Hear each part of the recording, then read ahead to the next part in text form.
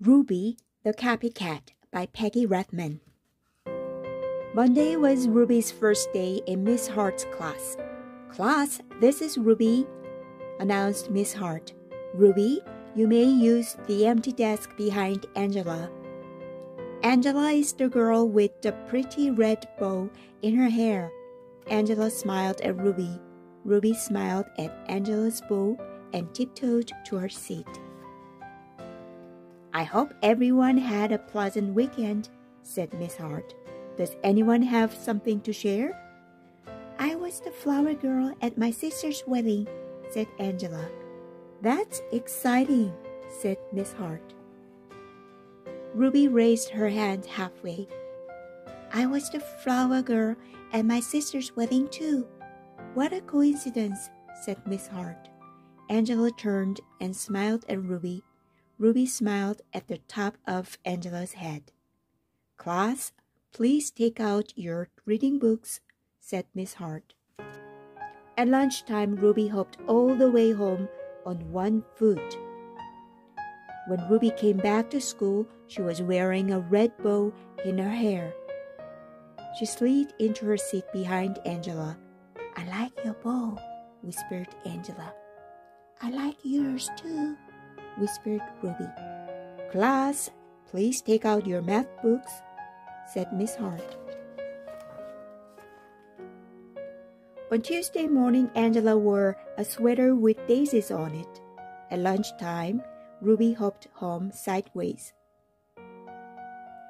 When Ruby came back to school after lunch, she was wearing a sweater with daisies on it. "I like your sweater," whispered Angela. "I like yours too," whispered Ruby. On Wednesday, Angela wore a hand-painted t-shirt with matching sneakers. After lunch, Ruby hopped back to school, wearing hand-painted t-shirt with matching sneakers. "Why are you sitting like that?" whispered Angela. "Wet paint," said Ruby. On Thursday morning, during sharing time, Angela modeled the flower girl dress she wore at her sister's wedding. Ruby modeled her flower girl dress too, right after lunch. Angela didn't whisper anything. By coincidence, on Friday morning, both girls wore red and lavender striped dresses.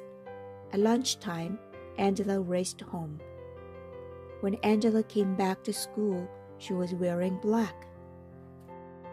On Friday afternoon, Miss Hart asked everyone to write a short poem.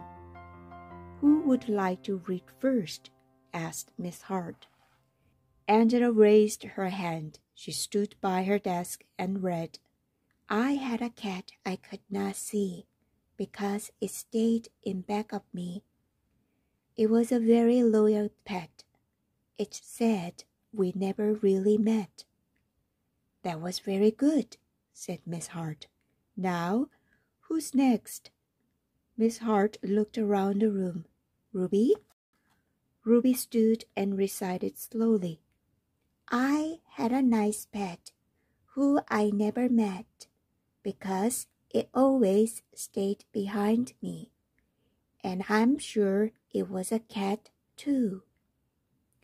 Ruby smiled at the back of Angela's head. Someone whispered. Ruby sat down. "What a coincidence," murmured Miss Hart. Angela scribbled something on a piece of paper. She passed it to Ruby. The note said, "You copied me. I'm telling Miss Hart. P.S. I hate your hair that way." Ruby buried her chin in the collar of her blouse.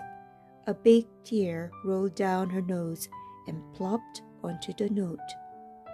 When the bell rang, Miss Hart sent everyone home except Ruby. Miss Hart closed the door of the classroom and sat on the edge of Ruby's desk. "Ruby, dear," she said gently, "you don't need to copy everything Angela does. You can be anything you want to be, but be Ruby first. I like Ruby." Miss Hart smiled at Ruby. Ruby smiled at Miss Hart's beautiful polished fingernails. "Have a nice weekend," said Miss Hart. "Have a nice weekend," said Ruby.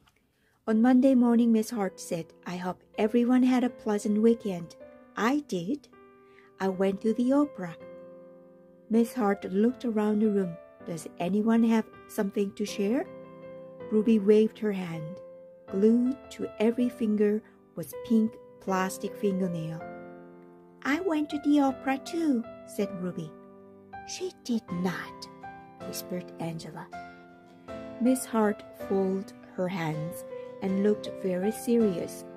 "Ruby dear," said Miss Hart gently, "did you do anything else this weekend?"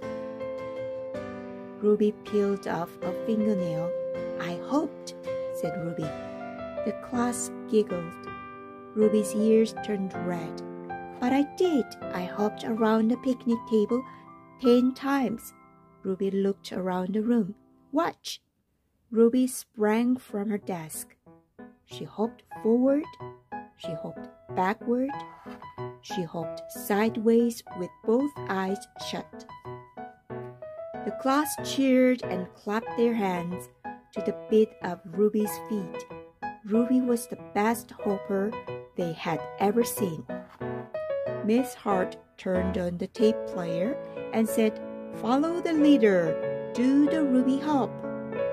So Ruby led the class around the room while everyone copied her. And at noon, Ruby and Angela hopped home for lunch.